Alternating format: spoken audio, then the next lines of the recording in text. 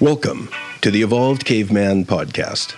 I am Dr. John, the guide for your heroic journey towards greater health, success, and most importantly, happiness. And now, on with the show. Hey everybody, this is Dr. John back with yet another episode of the Evolved Caveman. And I think we're on we're over 180 episodes. We're 4 years in. Can't believe this is still going. But it's been a lot of fun. I find it soul rejuvenating, and it does fill me up to have these conversations and do the research and simply share the best information I can find with you, the listener. So thank you for tuning in. Thank you for listening. And today, my show is a solo cast about narcissists. How do you identify a narcissist? What is a narcissist? How do you define it? What do they do to people? What does a narcissistic parent look like? How do you deal with a narcissist? As much information as I can pack, I'm going to share today. So let me begin, because I spent all morning on Super Bowl day writing this out for y'all. Narcissist. The word is so overused as to apply to everyone and no one. What's going on here? Narcissism is an important issue to me personally, as I have a great deal of personal experience dealing with these people. And I'll get into that in a little bit on this episode. There's research that shows that our society is growing progressively more narcissistic, per Jean Twenge. Social media has been part of the fuel here. The self-esteem movement back in the 70s and 80s was a problem for those who had narcissistic tendencies. It could make them more narcissistic. So there's numerous influences that have had an impact here. And it is, as they say, overdetermined. There are multiple causes leading to this. And narcissism is truly a big deal when you consider that potentially 1 out of every 10 people has full-blown narcissistic personality disorder, and far more than that have strong narcissistic tendencies. And one of the things that angers me most about these individuals is that our society runs on trust. And without trust, our society breaks down. And while most people are honest and trustworthy, narcissists use this knowledge to exploit it for their own personal gain. And in so doing, risk threatening the very fabric of our society. And narcissists aren't interested in being anchored in truth. They're more interested in what they can tell you in order to manipulate you. Facts be damned. So where did all this narcissism stuff begin? Well, it can be traced back thousands of years ago to the Greek myth of Narcissus, the story of a man so vain, so proud, so self-absorbed that he obsessively fell in love with his own image, gazing into a pond to look upon himself. In the field of psychology, Freud used the term narcissism to describe the relationship between libido, or sexual appetite, and the ego, that part of the mind that mediates between the conscious and unconscious mind. Freud considered narcissism to result from an interrupted childhood transition from self-directed to other-directed libido, and showed up in tendencies to dwell in a fantasy world more so than in reality. However, Freud also liked to have cocaine blown up his ass. So what the hell does he know? I guess you could say a Freudian. I am not. But I do like the story about him getting coke blown up his ass. That's true, by the way, as far as I know. He actually, does that give you a numb ass? I guess it also gets into your bloodstream, but it just seems like an interesting little fetish that Freud had, one of many. So more recently, let me get back to the point, psychologists view narcissism to lie within the domain of clinical psychology. So when you ask, what is narcissism? Let me share a few definitions so you can get a better idea. Because what we don't want to do is go around and glibly call people narcissistic or NPDs. Because almost everyone that I've talked to that has an ex-spouse says, oh yeah, they were narcissistic. Now, you can say that they have narcissistic tendencies. Really not proper, in my opinion, unless they have a diagnosis, to say they're narcissistic personality disorder. And I'll talk a little bit more about that in this episode as well.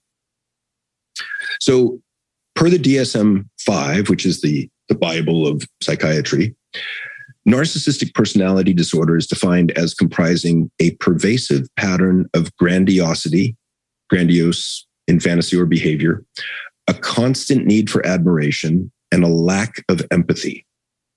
So let me go a little bit more into that. Many studies have sought to develop measures of narcissism. And of these, the most frequently used is the Narcissistic Personality Inventory by Bob Emmons. He investigated the construct validity of the NPI and found 4 factors which exist in narcissism. And these are, number 1, exploitative and entitled, the belief that one is good at manipulating others and entitled to do so. Number 2, leadership and authority, the belief that one possesses an incredible ability to influence others and the preference for leadership and authority roles in general, all the better that they can shit on people below them. Number 3, superiority and arrogance, the belief that one is simply better than others and is a natural born leader, typically based on very little or running counter to the feedback that they've gotten in the past. And finally, self-absorption and self-admiration, an elevated sense of vanity and the belief that one is special. Another view of narcissism is based on the Big Five framework. In this model, the framework of interpersonal traits is represented in terms of 2 dimensions, agency and communion. And the vector that diagonally slices the 2 axes of high agency and low communion is the heart of narcissism. So they have high agency and low communion with others. Subsequent research has confirmed this idea that narcissists are relatively high on agency and low on communion. And this maps well onto the big traits, the Big Five traits of extroversion and agreeableness. So an easier way to think of this is given to us by Paulus, who described highly narcissistic people as, quote, disagreeable extroverts. A very nice, terse explanation. Another view of narcissism is based on attachment theory. And according to this working model hypothesis, attachment styles are structured around one's perception of self, positive versus negative, and others, positive versus negative. So highly narcissistic people have a positive perception of themselves along with a negative perception of others. So they naturally see themselves as above others, as more special than others. And these identifying features typically result in negative effects on these individuals' interpersonal affairs and their life in general. In most cases, on the outside, these individuals act with an air of entitlement and control, confidence, charm. They dismiss others. They frequently showcase condescending or denigrating attitudes. Nevertheless, on the inside, narcissists battle strong feelings of low self-esteem, low self-worth, and great inadequacy. Some NPDs can achieve great achievements, yet their functioning can be adversely affected as these characteristics will still screw up most of their relationships.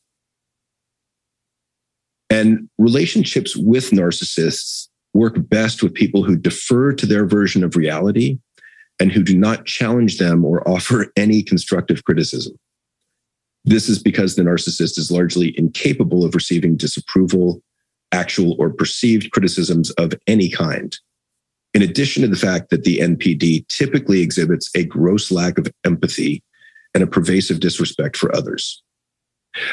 One of the useful ways that I think about narcissistic individuals is as an adult baby. No, really. Because a baby, like a true narcissist, is concerned only with themselves and their own needs. They are completely self-focused. They don't have the ability to focus on others. And because their empathy is low, your suffering doesn't register with them or move them to compassionate acts. So it allows them to manipulate, use, and abuse others. Researchers have distinguished narcissism from related concepts such as extroversion, hostility, and self-esteem.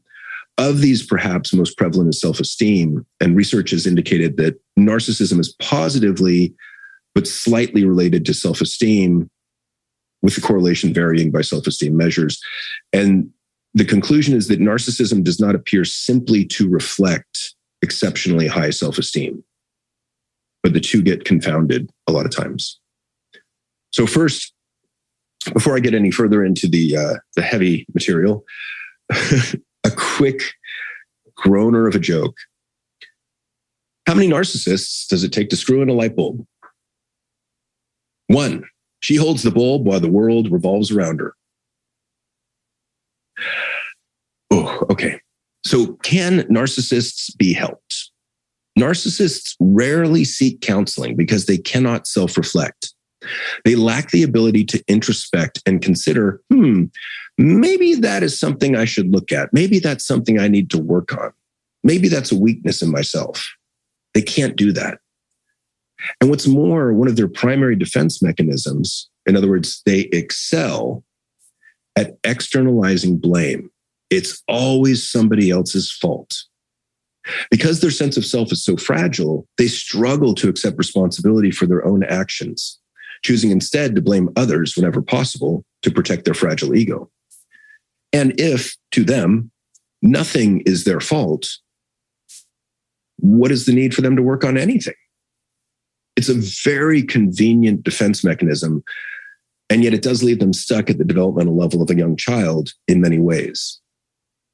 And that's, I do believe that Freud was a little bit onto something where the normal development was interrupted at a childhood stage where they never really got out of that self-focus, that self-centeredness, that egocentricity, because that still exists in them at a very high level.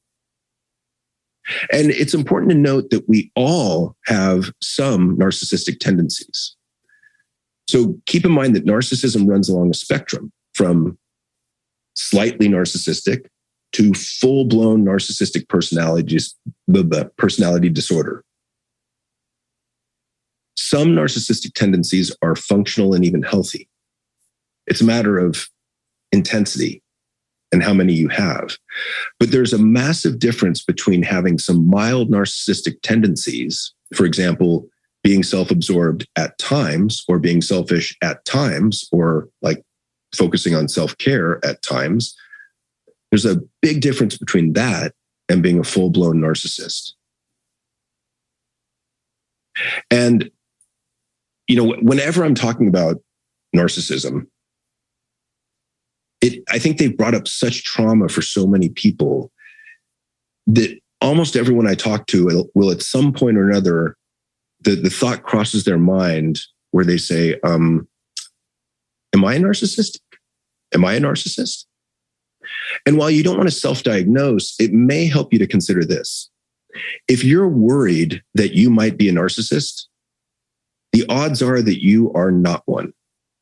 Because narcissists generally lack the kind of empathetic self-reflection that would lead them to even consider the question of whether or not they have a personality disorder.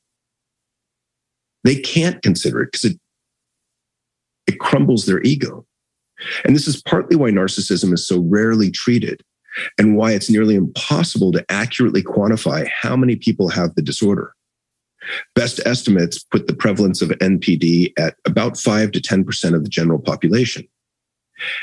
And that's just NPD. That's not including people with strong narcissistic tendencies. So there's a lot of these rat fuckers out there.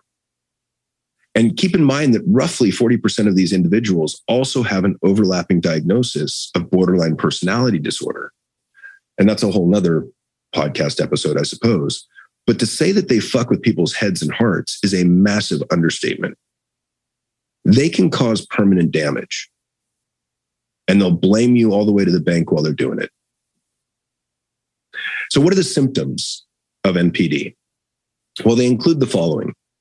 A grandiose sense of self-importance, which may be shown as an exaggeration of or even outright dishonesty about their abilities, talents, and experiences, as well as an expectation that he or she is vastly superior to all others.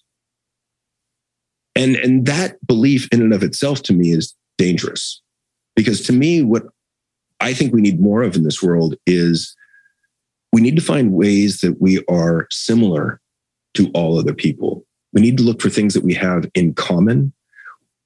It's misguided to look for ways that we are better than, or more special than, or smarter than, or more accomplished than others. That disconnects us. We need ways to build connection in this day and age. We need ways to build psychological bridges. All right, back to the symptoms. So narcissists are obsessed with him or herself. Their goals are almost always self-centered and self-motivated. They might look like they're thinking of you at times, but that's usually to manipulate you and get something out of you. They really struggle with healthy relationships and human connection. They become enraged when they receive real or perceived criticism.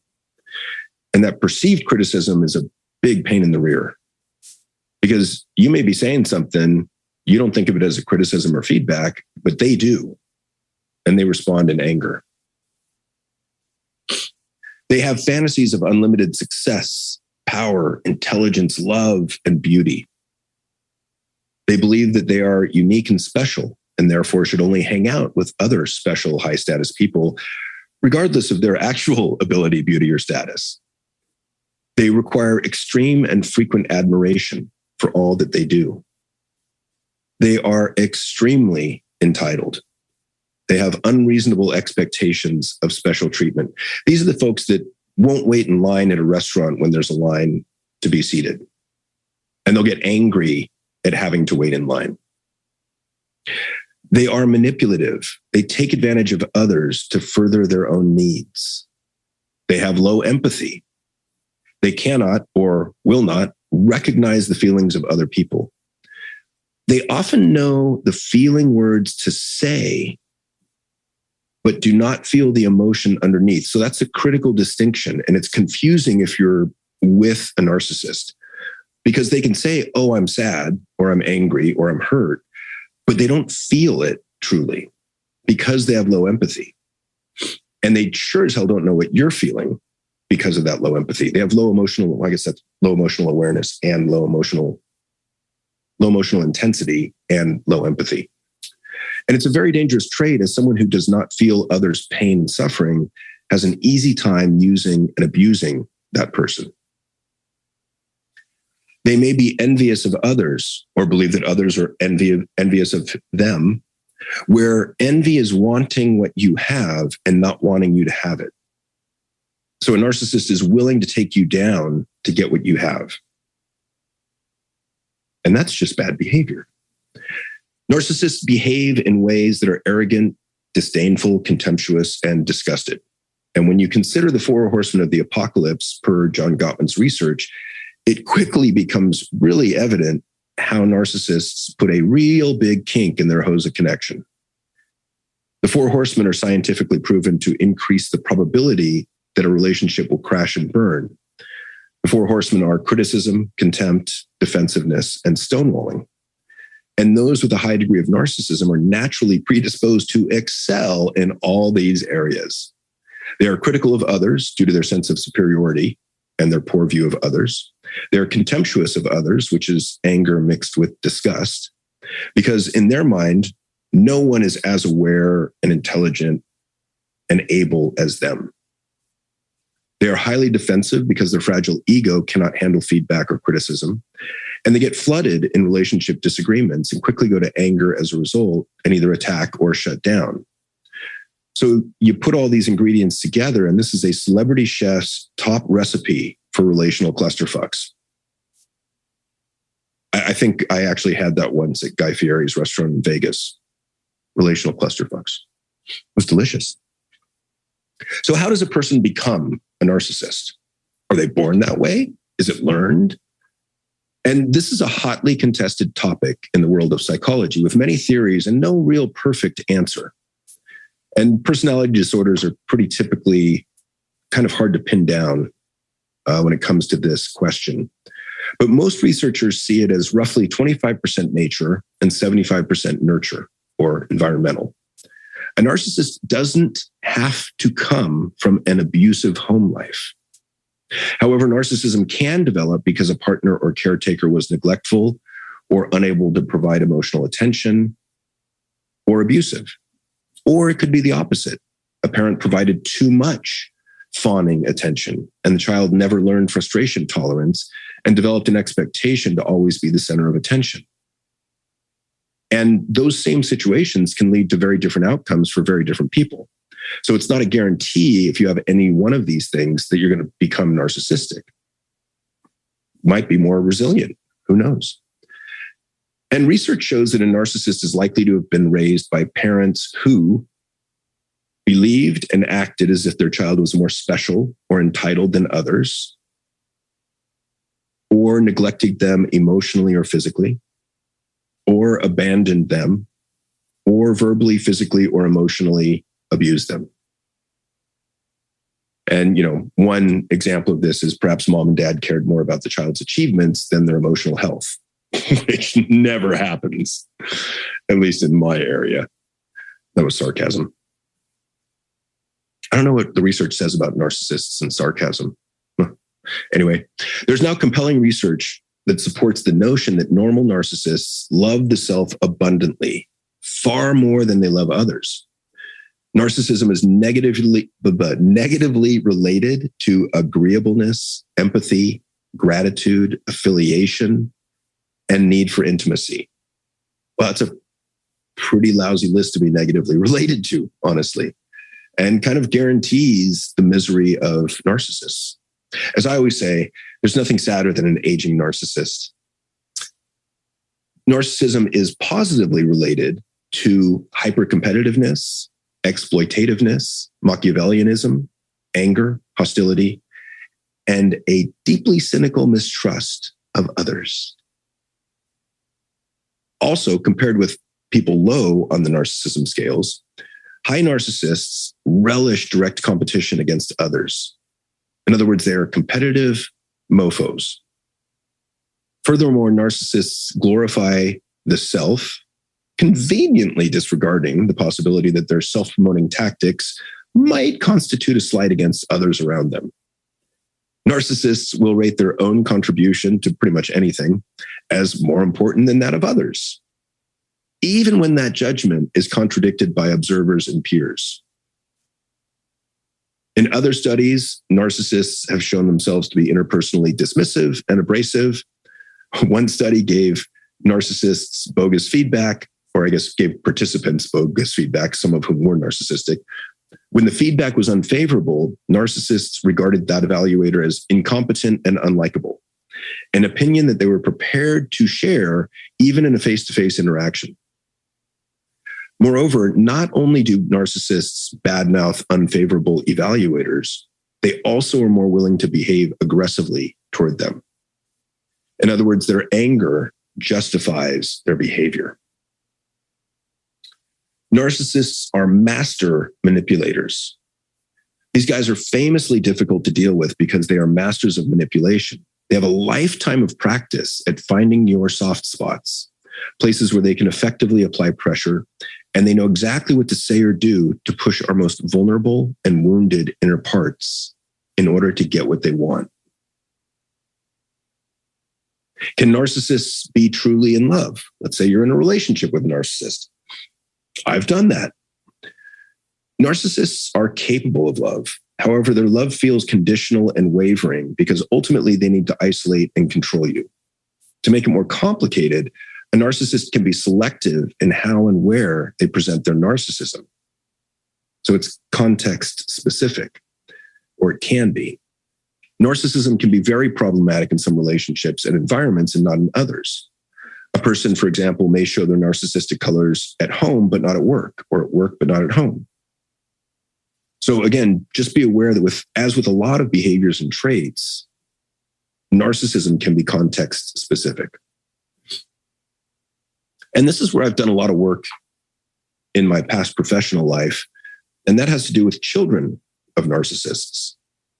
I've seen a lot of teenagers with a narcissistic parent, and, what the hell do you say to them?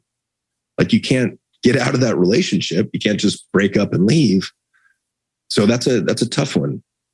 And people with narcissism who have children can and usually do severely damage their children on many levels. Generally, narcissistic parents are possessively close to their children when they're small. The children are a main source of their own self-esteem. They make them feel good about themselves. They like to show others how cute they are and how well dressed they are. When children are young, in my opinion, they're more akin to dogs. They love us unconditionally. They revere us. They listen to all we have to say. They want to be scratched whenever we want to scratch them. Well, dogs anyway. But when they become teens, they're more like cats, independent. They think parents are stupid. They question the rules and the behaviors of parents. And given what we've discussed, you might be able to see where this could cause some problems for the narcissistic parent. So generally, they like kids when they're young. They really struggle with them when they're teenager. And when the children grow to become more independent, that narcissistic parent can feel jealous or envious of or threatened by the child. And that's where the fireworks start. While there are many ways in which a narcissistic parent abuses his or her child, there are times that a narcissistic parent is kind. And this makes the abuse harder to handle for children because the child knows that that underlying tension means that one wrong move means that things will go wrong, and the parent may fly into a narcissistic rage. So you're walking on eggshells. So children of narcissistic parents develop strategies. They learn to adhere to their parents' agenda and to their parents' perception of reality, even if it's out there, in order for their lives to be relatively calm and stable. They learn to adapt. And in so doing, they give up huge aspects of self. Asserting their feelings, their rights, or their thoughts can lead to much, much bigger problems for them. And typically kids will do this a few times and then they're like, shit, it's not even worth it.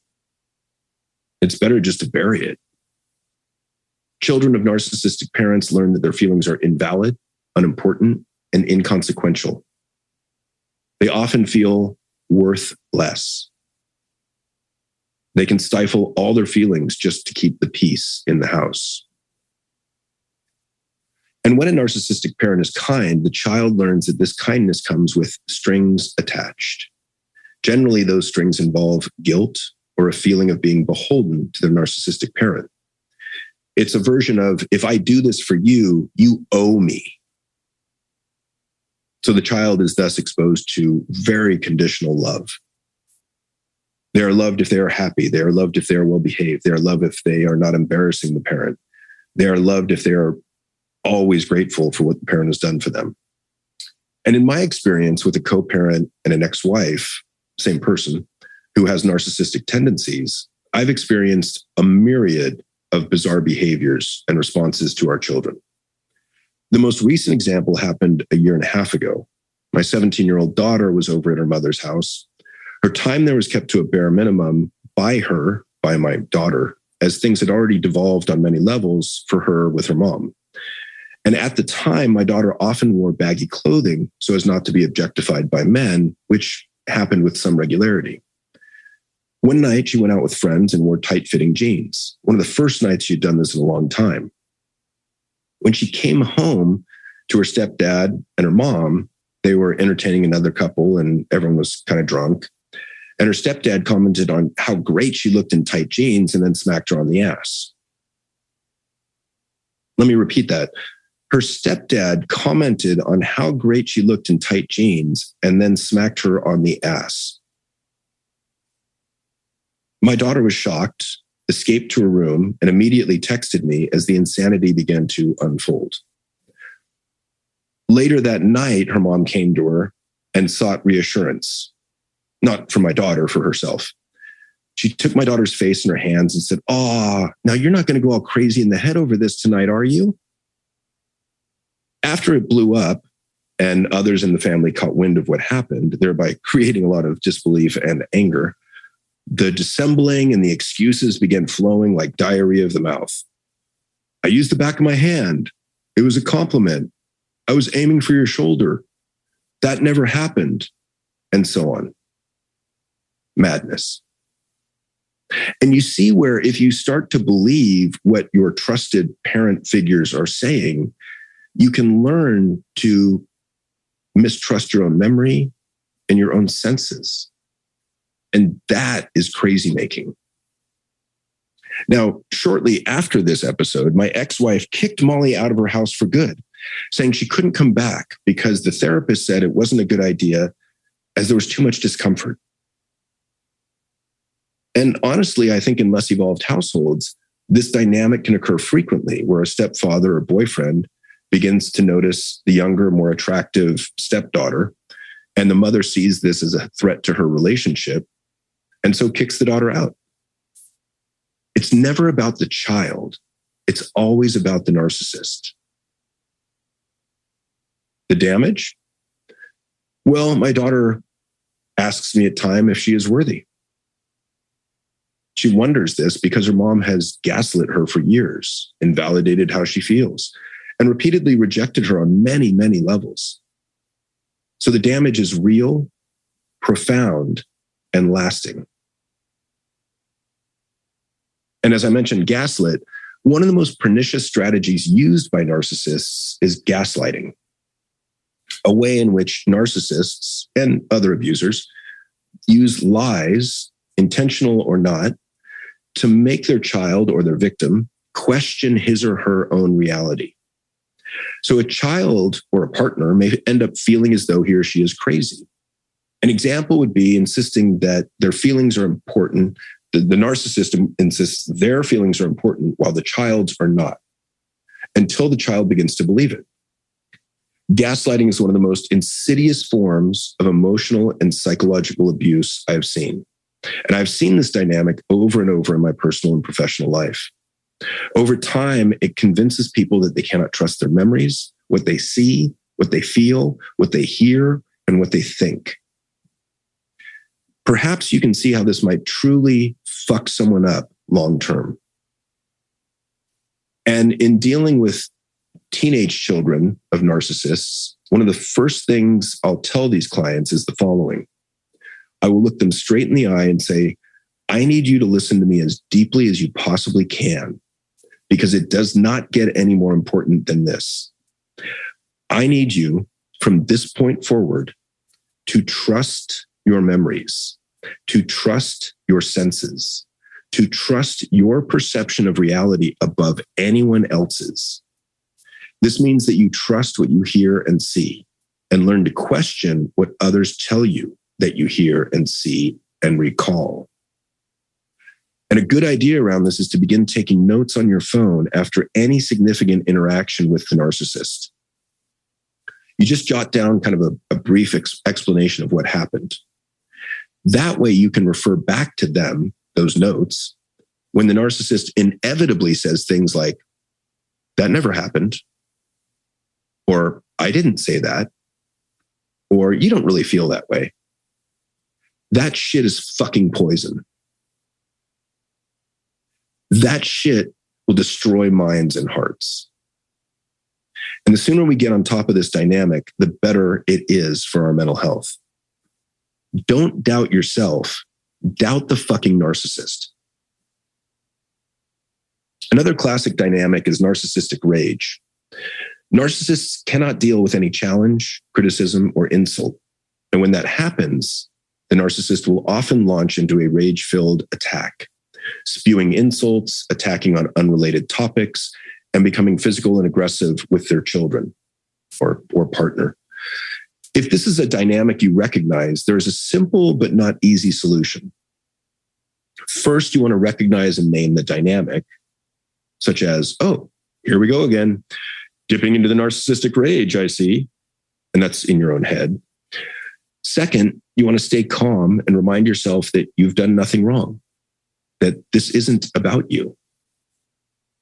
Breathe deeply, coach yourself internally, say something like, relax, this isn't my shit. This isn't my issue. This is all about them. This is just their defense against criticism. Breathe. And then watch for them deflecting from the issue at hand, which you originally wanted to discuss. When that happens, which it will, calmly redirect them back to the original issue over and over and over. Like, I understand you want to talk about what a raging asshole I am right now, but can we get back to this idea that it really annoys me when you come home late for dinner? Or it really annoys me when you sleep with other women in our marriage, something like that. Let me give you an example. When I was married, towards the end of my marriage, my then wife accused me of having an anger problem. Now, it's true that I was getting angry at that point in response to her insane or irrational or self-absorbed behaviors. But I wanted to be fair, so I said, all right, let me take a look at that. And I did. And I worked on it. And I got so good at managing my anger that after a bit of practice, I could stay calm while she was screaming and swearing at me when I had done nothing wrong. The beauty of this is, at that point, it becomes readily apparent just who has the anger issue. Okay, back to the example. I remember one day she began yelling at me about something I had not done. She's swearing and screaming. So I split my attention and I put 70% of my attention onto her so I could respond effectively. And 30% was on me in my own head. And I was coaching myself, saying things like, take a deep breath, relax. This isn't about you. This is all her shit. You've done nothing wrong. And I would say a line from a Shins song that I like, you can't wrestle a dove. And at the same time, I was listening to her and responding appropriately. Yes, I hear you. Mm-hmm. Can we get back to the issue at hand, which is that you're undermining my parenting by verbally attacking me in front of our child when I'm questioning him about cheating on his homework. And it's not helpful. And she would launch into another unrelated attack. And the only hope you have in this dynamic is bringing the narcissist back to the original topic over and over and over. Now, realize it still may not be enough to get them to change, but it is your best strategy. What are the types of narcissistic parents? Well, narcissistic parents fall into two different categories: engulfing parents and neglectful parents. And both are incredibly damaging to children. Engulfing parents see no boundaries between themselves and their kids. Children are seen as extensions of the parent, not as another person. For babies and toddlers, this is fine. Small children often don't see themselves as separate from their parents anyway. An engulfing parent uses tactics like parentification, infantilization, and triangulation to keep the child close. This type of parent will ignore all boundaries as a child ages, seeing no problem asking overly personal questions, not giving them time alone, reading the child's emails and personal stories.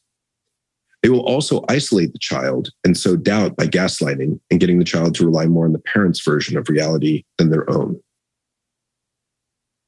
The second type is a neglectful parent. And these are parents who really don't care much about their children. Unlike engulfing parents, an ignoring parent or a neglectful parent sees the boundary between themselves and their child. They can see it, and they have no interest in their child. And this can be really confusing and bewildering as the child grows to feel unloved, uncared for, hindering future relationships for this child. Often it gets so bad that a neglectful parent doesn't even bother helping a child with physical cleanliness, teaching hygiene, or helping with schoolwork. Sibling dynamics in narcissistic parent households. If there are several children in a narcissistic household, the dynamic may be one of the golden child versus the scapegoat, which can cause major friction and rightful jealousy between the kids. The golden child must stick to the script of reality as set by the narcissistic parent. Otherwise, their role can shift to that of scapegoat. The golden child is seen as an extension of the narcissistic parent. They can do no wrong, and even the most minor of achievements are cause for celebration, admiration, and rewards. The scapegoat child, on the other hand, is to blame for all of the family woes. While the golden child can do no wrong, the scapegoat child can do no right. All achievements are dismissed. Clearly, this imbalance causes problems between the kids and offers the narcissistic parent the opportunity to triangulate, as the narcissistic parent acts as a go-between in communication between the kids. Because the narcissist is always seeking to control the flow of information between people so that they can control the narrative and make themselves look good. Traits of narcissistic parents. While these traits may not match all narcissistic parents, these are some common traits among them. 1, a narcissistic parent has difficulty understanding the emotions of empathy and how to create meaningful connection. As the personal needs of narcissistic parents dominate, these parents have little room for the needs of anyone else. It makes it almost impossible for these narcissistic parents to relate to the feelings and meet the physical and emotional needs of their kids. 2, a narcissistic parent owns the successes of his or her children. So in the narcissist's mind, he or she has been sacrificing everything for his or her child, and the child must reciprocate by performing at or above expectations. These childhood achievements are then owned by the narcissist as their own. He's a great soccer player.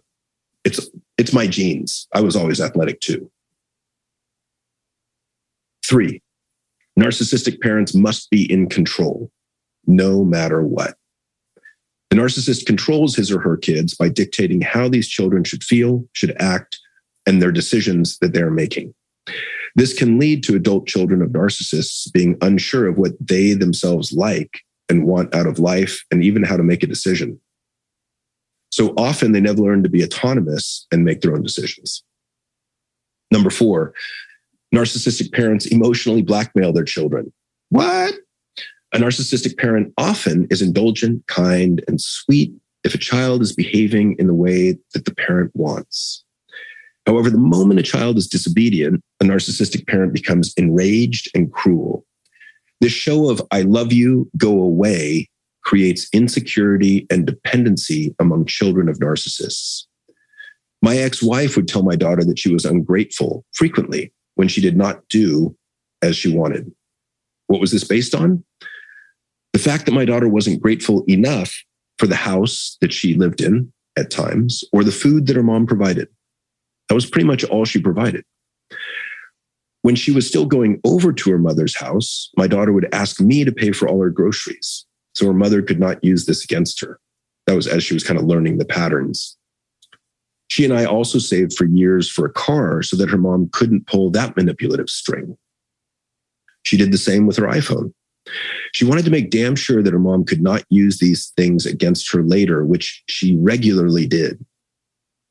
And it got so bad for my daughter over at her mom's house that she eventually attempted suicide on one more weekend where my ex had custody, yet she chose to leave the state for a trip and left her with her stepfather, for whom my daughter has little regard. Her mom didn't even come to see her when she got out of the hospital. What's more, her mom was more concerned with the trauma my daughter caused her stepfather than with the reasons that my daughter felt she needed to end her own life. And that's a pretty good summary of narcissism right there. So how do narcissistic parents control their kids? These control mechanisms include codependent control. I need you. I can't live without you. This prevents children of narcissists from having any autonomy from living their own lives. It keeps them enmeshed with the narcissist. 2, guilt-driven control, a classic. I've given my life for you. I've sacrificed it all. I put a house over your head. I put clothes on your back. I put food on the table.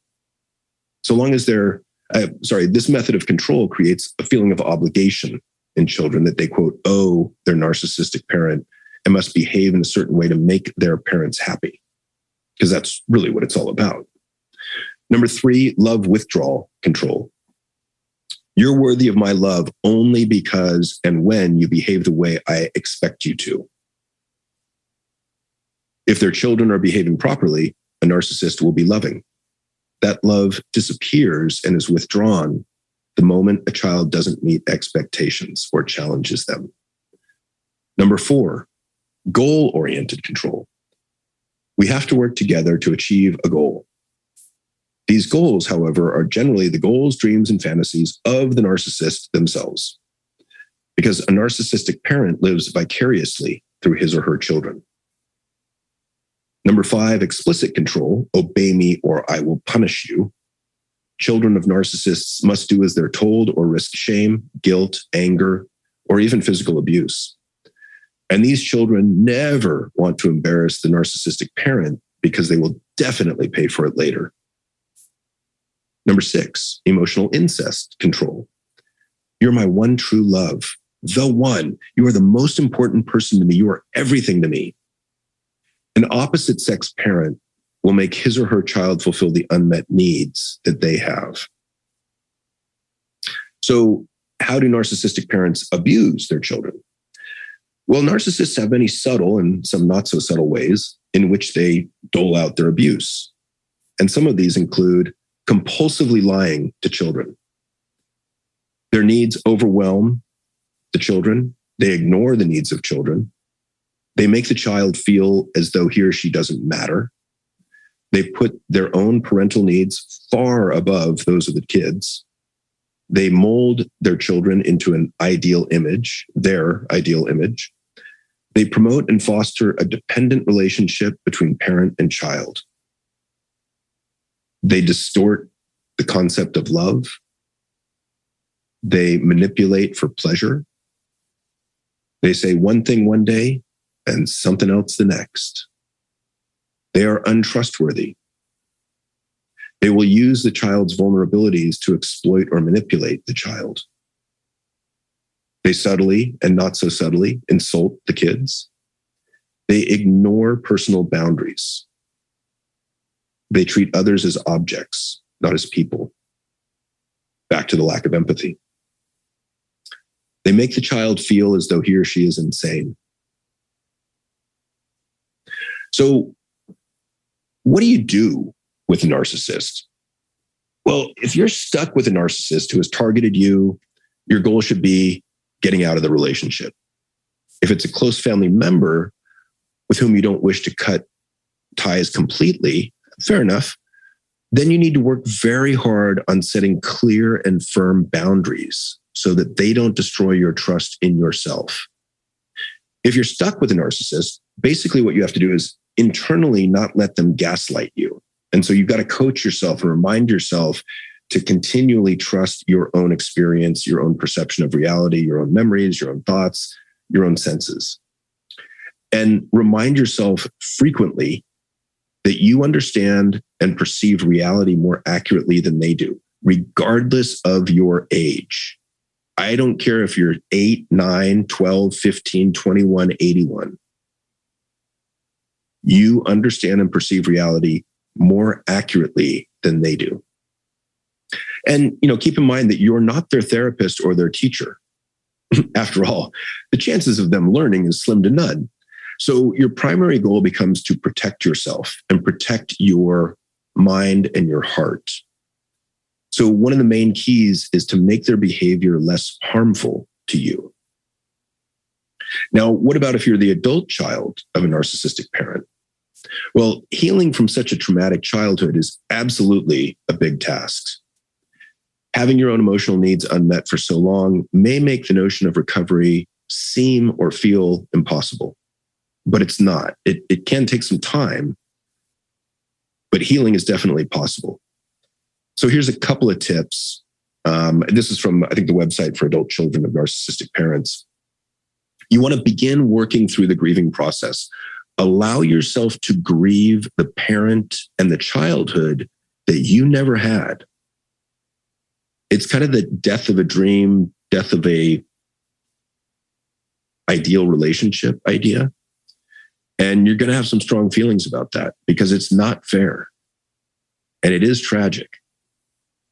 So realize that there's some grief that has to be dealt with. Acknowledge that you've likely never learned how to properly deal with your feelings and begin to start figuring out how you do feel. Begin working on greater emotional granularity and then begin to start working through those feelings. And don't get down on yourself or start beating yourself up for anything that you feel around this. Everything that you feel, you are entitled to. Now, how you deal with that feeling, how you behave as a result of that feeling, that's a different matter. In other words, you can be really angry at your narcissistic parent, but you can't go burn down their house. And it's a tough one because you can't even really, I wouldn't recommend even going to them and telling them how angry you are. Because what's going to happen, they're going to deflect, they're going to externalize blame, and they're going to gaslight you. You want to work towards, and this one's really important, you want to work towards loving and accepting that little child inside yourself in the ways that your narcissistic parent never did. And what I've started doing is going back in time to times when I was hurt, scared, angry, panicked, alone. And I will, in my mind's eye, I will imagine myself now as an adult, kneeling down, scooping up that hurt child and telling him, hey, take a deep breath. You're safe. I got you. It's going to be okay. And you can add in whatever you need. I love you. You're worthy. Things will get better. But I think it's important to kind of go back and reassure that inner child in most of those frightening, traumatic situations. It is viscerally, palpably helpful.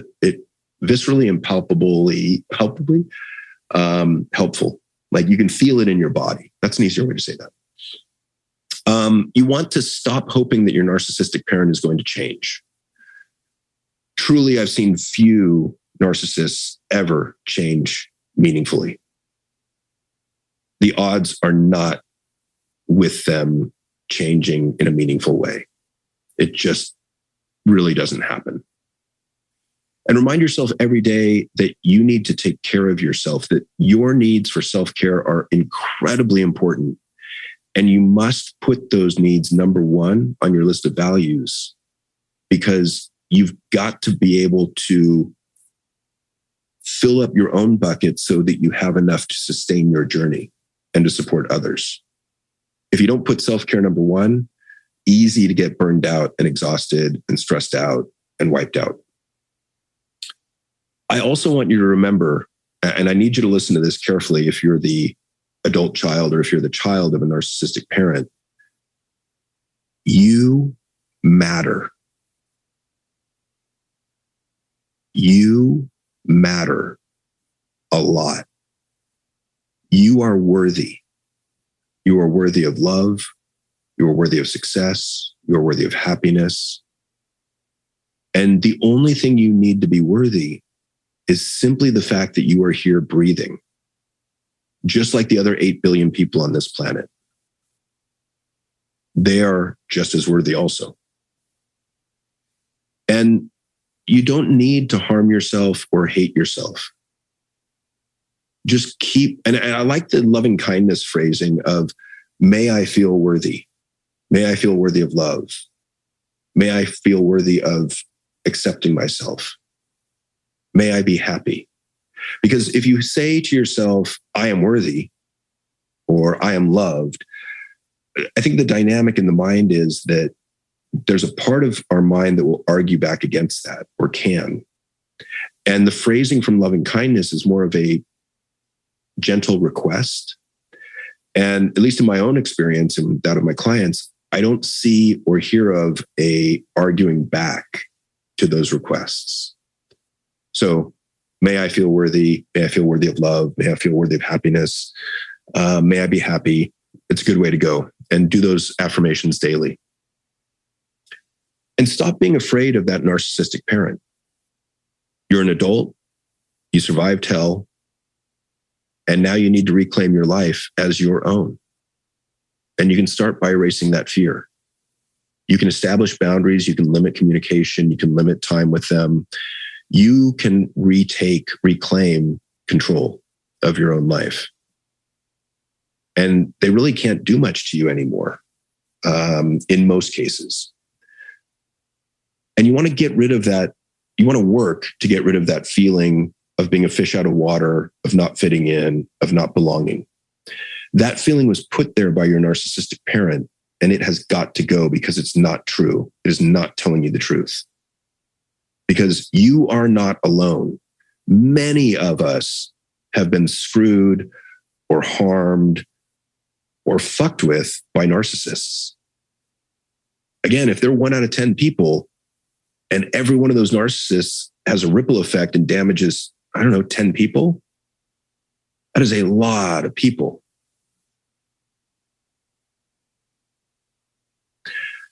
So Find a therapist who specializes in treating adult children of narcissists. Learn to be autonomous. Start by making small decisions for yourself and learn that you, yes, you, are in charge of your own life. And again, you are more than worthy. No matter what your narcissistic parent said, you are more than worthy. One of the other issues is guilt. Guilt. The best friend and worst enemy of an adult child of narcissists. And this may be one of the hardest of all the feelings to fight against. And I would say guilt and shame, but it's really important to begin to do so. When that guilt is gnawing away at you, you can tell it to piss off. You can ask yourself, have I done anything wrong? Have I done anything to deserve this feeling of guilt? Because many times our guilt is just lying to us and blowing things way out of proportion. And I think of guilt on a 1 to 10 scale, 1 being I feel guilt very rarely, 10 being I feel guilty all the time. Most people I talk to are at like an 8, 9, or 10 on that scale. And that means that our guilt is often lying to us and trying to get us to feel badly about ourselves when we've done nothing wrong. So I love that question, have I done anything wrong? And you don't need to feel guilty if you cut off communication with your narcissistic parent or if you stay in touch with them. Just if you stay in touch with them, keep your expectations minimal. And this is repeatedly what I've told my daughter. Look, it's important for you to have a relationship with your mom. Just know what she can give you and know what she can't. And, I don't say this, but she can't give you empathy, validation, affirmation, or emotional insight. She can pay for lunch and take you shopping. So take what she can give. And remember that your needs are critical. They're important. Do not be afraid to make them known and learn to begin to ask for what you need. That process in and of itself might take several years. Okay, wow, a lot of talking on this one. So how do you identify a narcissist?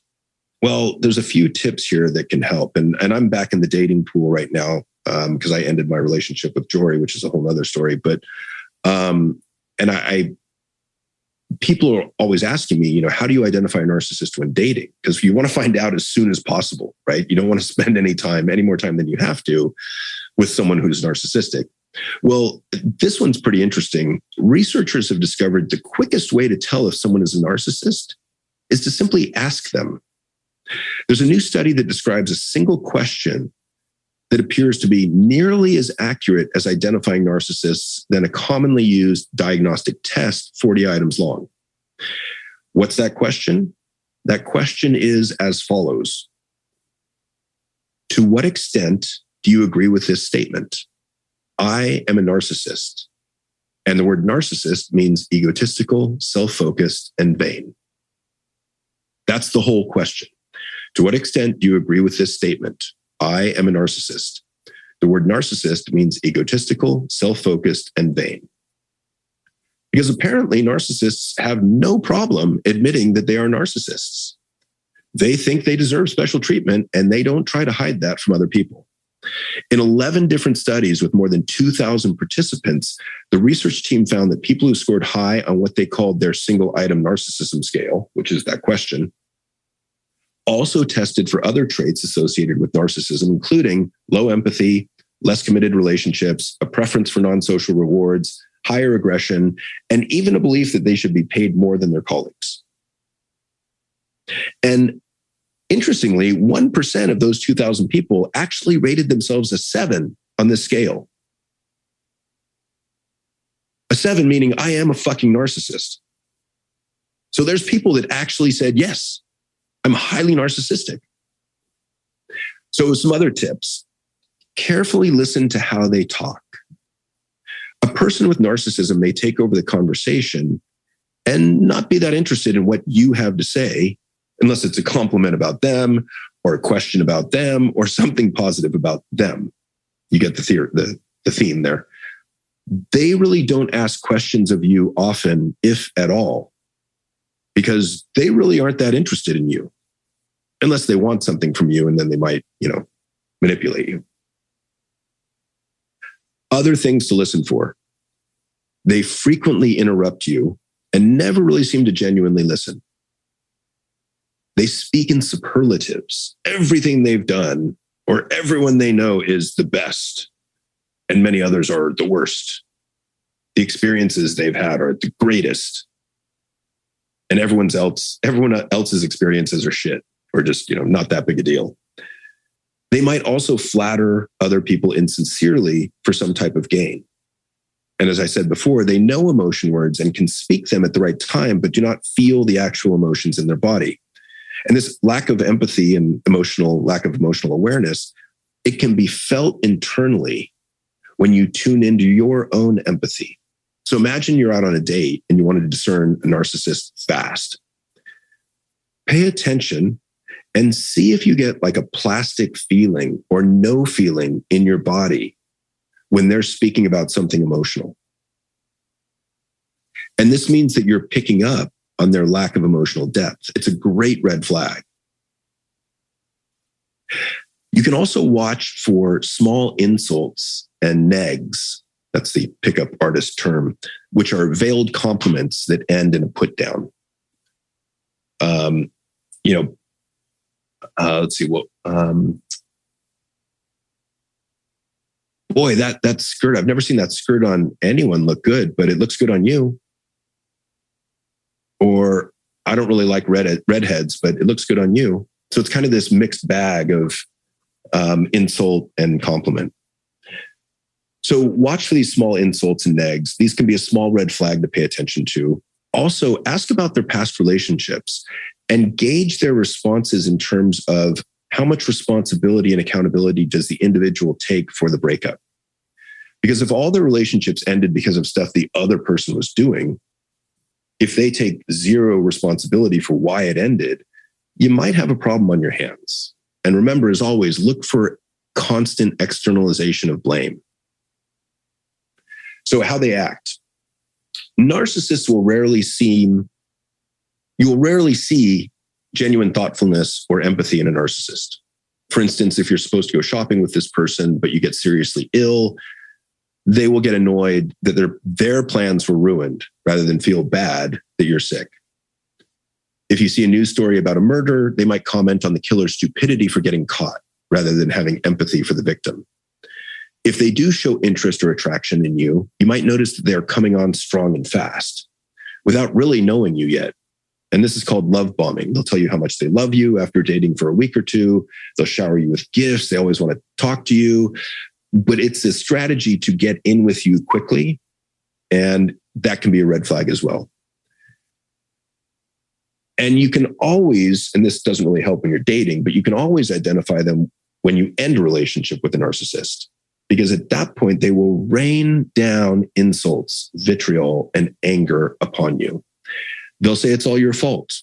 They'll call you a narcissist. If you were married, you can expect a really contentious divorce. My divorce lasted 3.5 years in litigation, with my ex lying about everything under the sun. She underreported how much she made annually by $120K. She inflated her expenses by 75%. Said she didn't know. In deposition, she said she didn't know how much she charged her own clients. And she's a sole proprietor. She inflated my revenues by 300%. She tried to destroy key evidence, like her appointment book. She said just showed up in a bag of liquid chemicals. I don't know how it got there. But we left it in there for 4 months, and now we're deciding to give it to you. So it just sat in a bag of chemicals for 4 months. Yeah, we didn't want to damage it by taking it out. And, this all was despite her knowing that there was no way she could back up her statements with facts. And at the end of trial, a judge ordered her to pay $50,000 of my attorney's fees because she was so deceitful.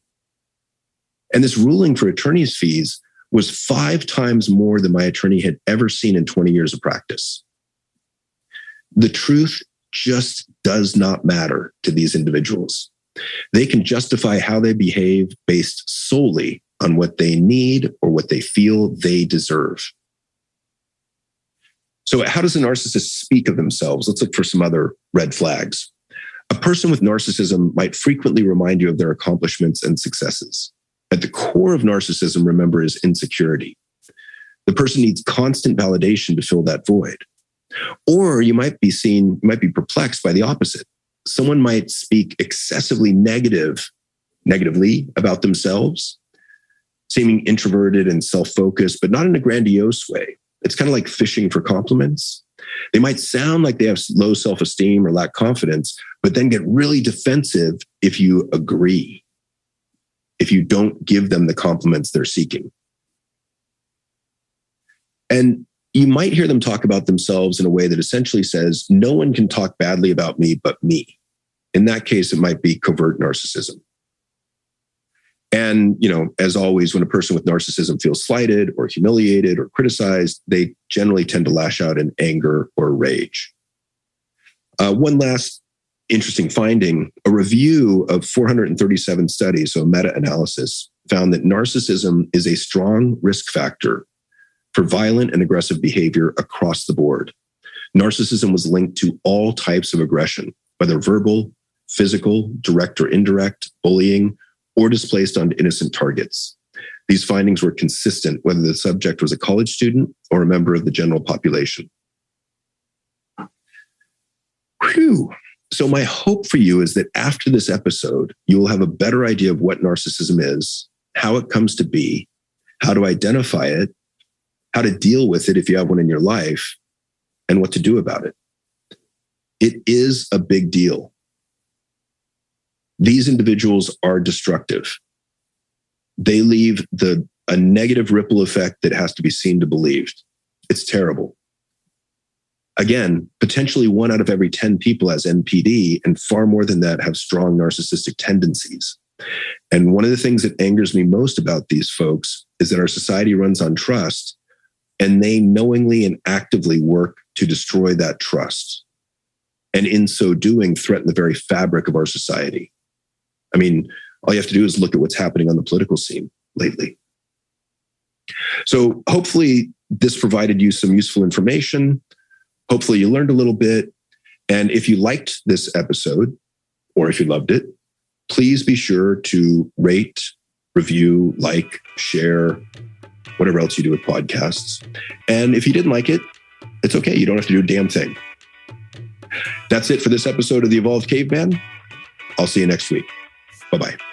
Thank you for listening to the Evolved Caveman podcast. If you like what you've heard, support us by subscribing, leaving reviews, and sharing the podcast with friends and colleagues. For the latest, most powerful tools to connect with like-minded men, join the Facebook group at The Evolved Caveman. Follow Dr. John on Instagram at The Evolved Caveman, all one word, or join the email list by visiting guidetoself.com.